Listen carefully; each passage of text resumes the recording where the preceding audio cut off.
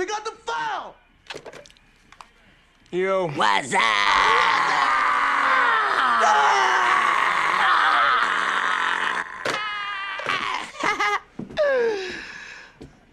What you doing, son? Scary Movie, released in 2000, is an American comedy film directed by Keenan Ivory Wayans.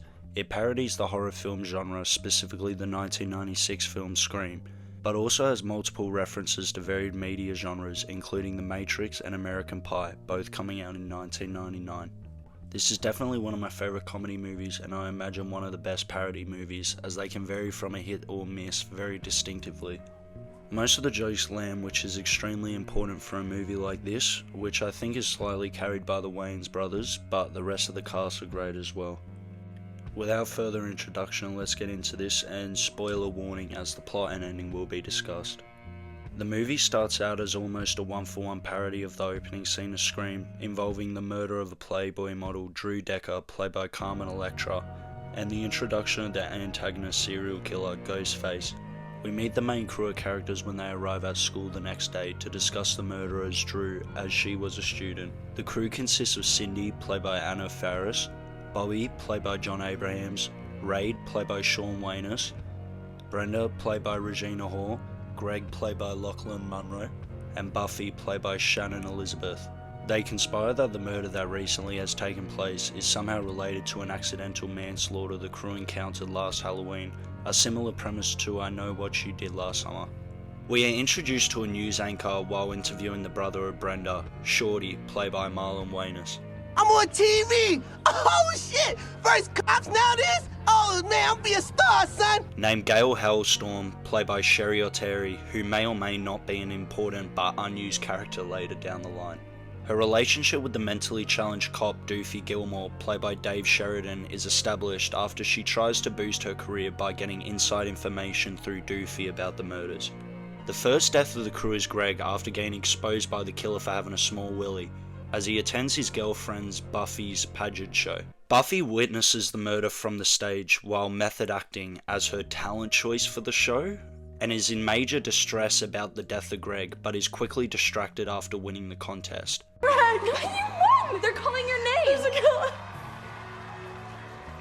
I won? They're calling your name! Go! Buffy, what happened? What about Greg? Oh, fuck Greg! I won! Congratulations! Oh, out of my way, loser! Greg's death is brushed over by the group, obviously poking fun at horror cliches, as they blame the act on him probably playing a stupid joke.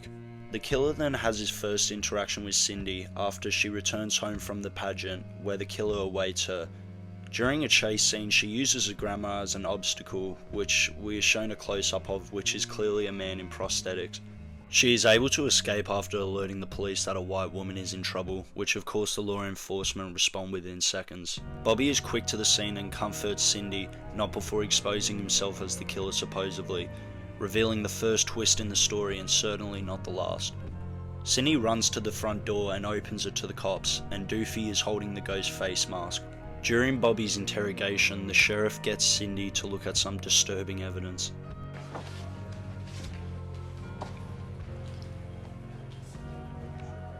Shorty then receives a disturbing phone call at his residence. What's that? Nothing. Just chilling. Killing. True. Bobby has found out not to be the perpetrator, as Cindy receives another phone call from the killer while he was incarcerated, introducing our second wacky twist. While at school the next day, Cindy and Ray want to discuss with the rest of the group what happened to Greg, which Shorty quickly turns into a party at Cindy's house. The next victim is Buffy after being left alone in a locker room. She is very opposed to the idea of the serial killer for whatever reason, believing that it's made up for attention, even faced with the killer face to face. So is this where I'm supposed to beg for my life? Please, Mr. Killer, don't kill me! The news reporter starts broadcasting one of the killings live of a random side character when the killer pursues her, referencing the Blair Witch with a crazy CGI snot scene. My interview. My story. It's all my fault. Instead of going to Cindy's party, Ray and Brenda decide to go to the movies, where Ray has a very ironic death due to his character's nature. Hey, yo, dog. Does this shirt make me look gay? No, man. What about now? If you see Bobby, tell him I love him. Okay. If I see Bobby, I'll tell him I love him.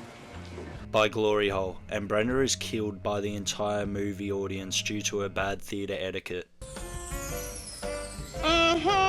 For all y'all talkers up in here, it's time to keep it down. Switch to Cindy's party, where another random character goes into the garage looking for some drinks, where she is startled by a horse in the garage. Peter. The horse is here. And is killed after encountering the killer and trying to escape through a doggy door in reference to the original Scream. Cindy and Bobby are busy upstairs, away from the party, unaware of the activity going on down there.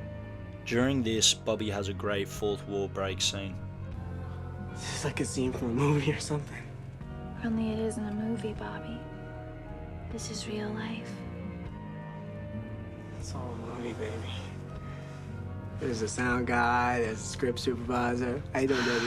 Bobby? What? We cut back to Shorty, who is downstairs at Cindy's house, where him and his crew are facing a socio-economic issue of not having enough rolling papers, with having to improvise on paraphernalia craftsmanship by using a fish tank. The killer finds them and decides not to harm them, but rather join in.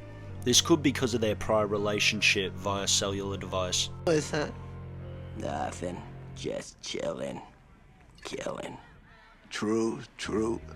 But during a freestyle between them, the killer slashes up Shorty's crew while also spitting some sick rhymes.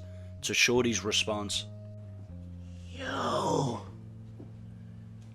That was the illest rhyme I ever seen, son! the killer then goes into Sydney's rooms and stabs Bobby, running downstairs. Sydney is followed by Bobby, who, plot twist again, reveals is actually the killer, but Ray is an accomplice with him as well. I think the glory hole didn't kill Ray, but just wounded him, but it's not really explained. Bobby then shoots Shorty running up the stairs, killing him. Ray and Bobby pull Cindy into the kitchen to explain their motive, which is ultimately wanting to kill all their friends to start a new life because they are gay.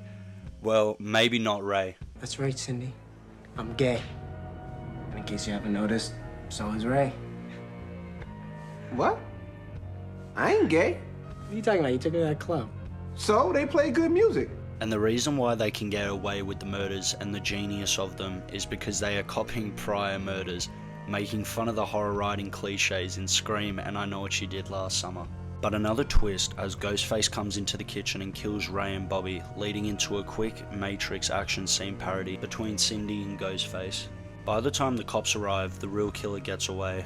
I don't know what this means to Ray and Bobby's supposed killings, by the way. Like, were they lying? Were they teamed up with the real one? Who really knows?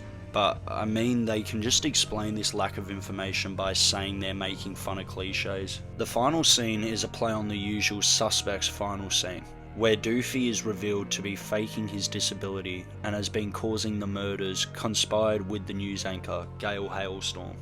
This is a completely unexplained and random twist that barely leaves any hints before and just happens. Once again being used in an ironic way, but I can't lie, it does still feel cheap. This leads us to the end of the video where I do find this movie like extremely funny and I do think it's a great comedy movie and also probably is the best parody movie ever made, but still has like a lot of flaws, especially with the writing and plot, which has excuses, but it still at the end of the day has problems with it. Great movie nonetheless though, even though I may be blinded a bit by nostalgia with this one, but I definitely think this is like a solid 8 out of 10, especially for a comedy movie, parody movie type thing.